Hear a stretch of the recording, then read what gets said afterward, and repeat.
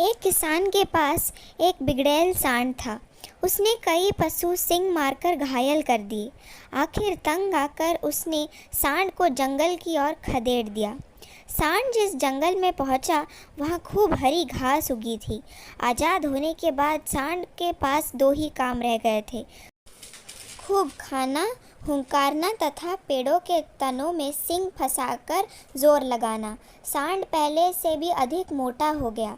सारे शरीर में ऐसी मांसपेशियां उभरी जैसे चमड़ी से बाहर छलक ही पड़ेंगी।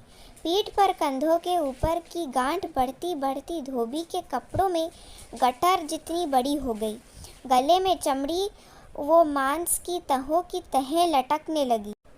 उसी वन में एक गीदड़ एवं गीदड़ी का जोड़ा रहता था, जो बड़े जानवरों द्वारा छोड़े शिकार को खाकर गुजारा चलाते थे। स्वयं वो केवल जंगली चूहों आदि का ही शिकार कर पाते थे। संयोग से एक दिन वो मतवाला सांड झूमता हुआ उधर ही आ निकला जिधर गीदड़ गीदड़ी रहते थे। गीदड़ी ने उस सांड को देखा तो उसकी आंखें फटी की फटी रह गई। उसने आवाज़ देकर गीदड़ को बाहर बुलाया और बोली, देखो तो उसकी मांसपेशियाँ, इसका मांस खाने में कितना स्वादिष्ट होगा। भगवान ने हमें क्या स्वादिष्ट तोहफा भेजा है। गीदड़ ने गीदड़ी को समझाया, सपने देखना छोड़ो, उसका मांस कितना ही चर्बीला और स्वादिष्ट हो, हमें क्या लेना। गीदड़ी भड़क उठी, तुम तो भोंदू हो, देखते नहीं उसकी पीठ पर जो चर्बी की गांठ है वो किसी भी समय गिर जाएगी। हमें उठाना भर होगा और इसके गले में जो मांस की तहें नीचे लटक रही हैं वे किसी भी समय टूटकर नीचे गिर सकती है। बस हमें इसके पीछे पीछे चलते रहना होगा। गीदड़ बोला, भाग्यवान, ये लालच छोड़ो।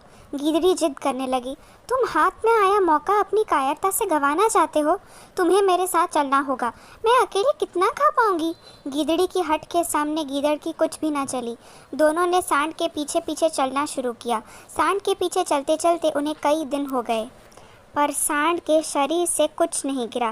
गीदड़ ने बार बार गीदड़ी को समझाने की कोशिश की, गीदड़ी घर चलते हैं, एक दो चूहे मारकर पेट की आग बुझाते हैं।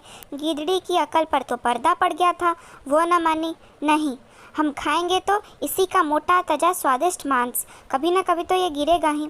बस दोनों सांड के पीछे लगे रहे। भूखे प्यासे एक दिन दोनों गिर पड़े और फिर न उठ सके। सीख, अधिक लालच का फल सदा बुरा होता है।